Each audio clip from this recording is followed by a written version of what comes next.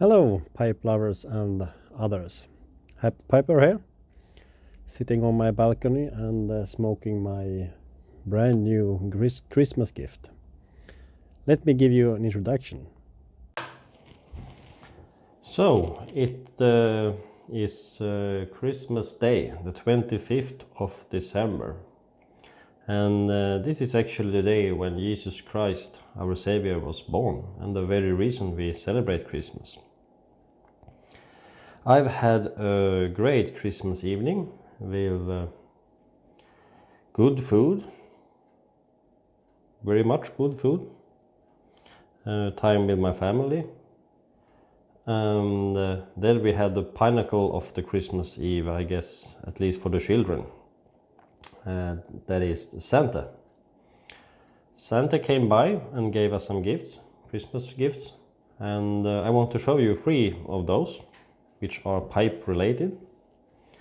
The first one is a handmade book by my 6-year-old daughter. Pipa, it means pipe in Swedish. So she made me a book full of pipes, different colors, but the shape is billiard, I can tell. Maybe she will be a pipe designer one day, but it's a book full of pipes, so apparently she knows what her daddy likes, and I appreciate it. Then I had a box full of pipes from my oldest daughter, skipper's pipes.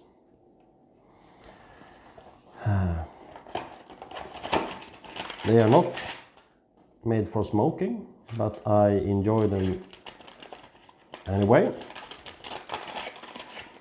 Had one last evening. We'll have a few more during this day. So that was my second pipe related gift. And then, ta-da! Santa was very generous to me this year. I guess I must have been pretty kind. I received this pipe, and I don't know if you recognize the brand, but it's an Italian made. It's Radice. Radice is actually the surname of the man who makes these pipes, or who established this brand. Luigi Radice, born in 1939. He has been making pipes for almost 60 years. After vocational school, he went on to work as a lathe tuner, a tool maker, and a bronze craftsman. But in 1960-1961, he started to work for Carlo Scotti, the founder of Castello. Castello is usually known as the Italian Dunhill. They make really nice pipes. I haven't got any Castello, not yet. Let's see in the future what the future gives. Maybe next year, if I've been kind, next year Santa bring me a Castello, but you never know. Anyway, he worked for Castello together with his cousin Peppino Ascorti. But in 1968, they went off to start their own business, and they founded Caminetto. And they were working at Caminetto for almost, I think it's almost 12 years, 11 or 12 years. And then they split, and Radice finally started his own workshop with the name Radice.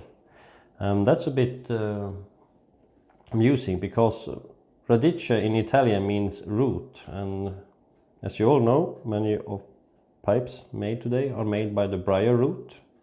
So you can say that he has a very fitting name for being a pipe maker. But that was a short history of Radice. Let's go back to this pipe. I will show it to you.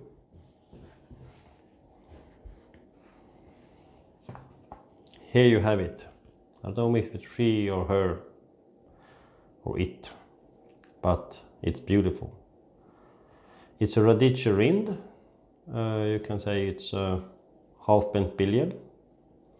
And I already put a softy bit on because I want to protect the stem from the teeth.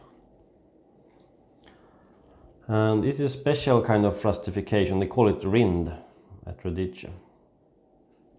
It's brown reddish, and the bowl is unfinished, and I really like that because I think that gives the smoke the best taste. You do have to be a little more careful when you break it in because you can more easily burn an unfinished chamber. But the draft hole is drilled spot on center and at the bottom of the bowl. And the finish of the pipe is really nice. An absolutely gorgeous pipe.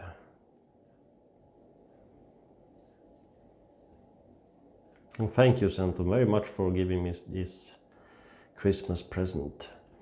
Here you can see Radice, Italy 38, Rind handmade. And I've learned that the number 38, that means how many years there's been since Radice started Radice. And he founded this workshop in 1980, so I guess this pipe must have been made last year, 2018. I made some research, and apparently these two wooden inlays are made of toothpicks, Japanese toothpicks.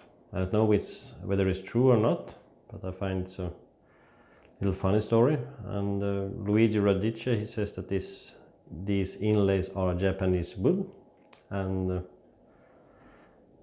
you can't prove him wrong.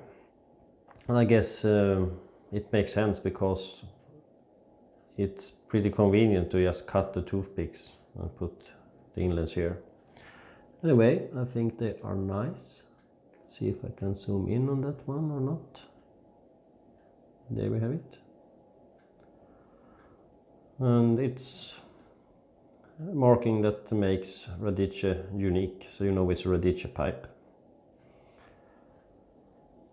I can't wait to smoke this pipe, and I'm sure you will be seeing me with this pipe in future videos, where I will give you a more in-depth or in more detailed review of the pipe, how it smokes and so on. So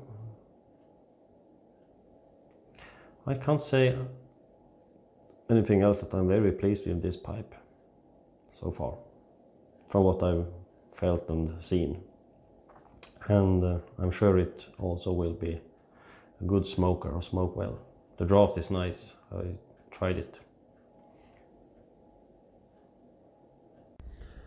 I made a clip a little earlier when I was taking my first smoke off this pipe. I was strolling around the lake, but I had some troubles with my audio. The microphone didn't record any sound, so the audio was terrible. And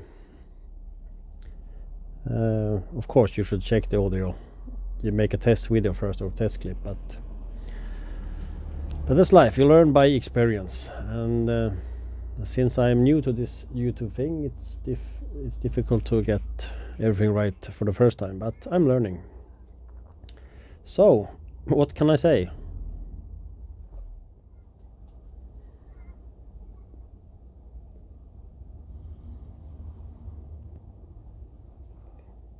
It smokes fantastic. It smells great. I'm smoking McBaron's Golden Blend, and I enjoy this pipe. I think it's just the right size for me. It fits my hand very well, and I like this rustification. It gives this pipe a tactile tactile feeling, I think you could say. It's nice in your hand, and it's also hangs easy, hangs well. Since it's not too heavy, and it has the right bend for me. And I think you can tell that Luigi Radice has been making pipes for almost 60 years. The quality and finish in his pipes are very good.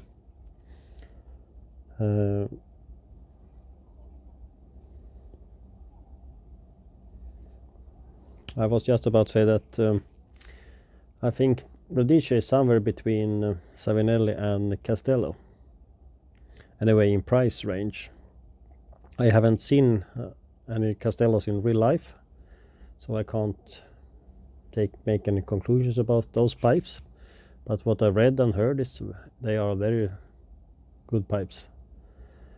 And Radices, they cost a little more than Savinellis, but they are not as pricey as Castellos. So they are just in the sweet spot between Savinelli and Castellos.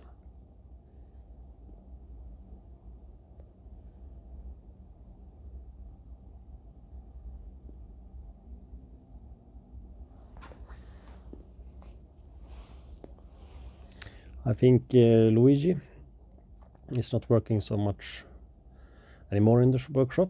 I think the most of the job is done by his sons, Gianluca and Maurizio. But I think I still believe that he's involved in some way. Maybe not as much as he used to be. But they do make great pipes, and I think he had taught his sons very well.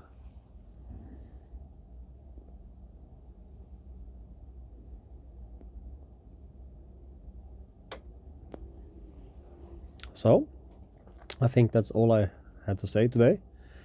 I hope you're enjoying your holidays, and until we meet the next time, I hope your pipe will smoke well, and take care.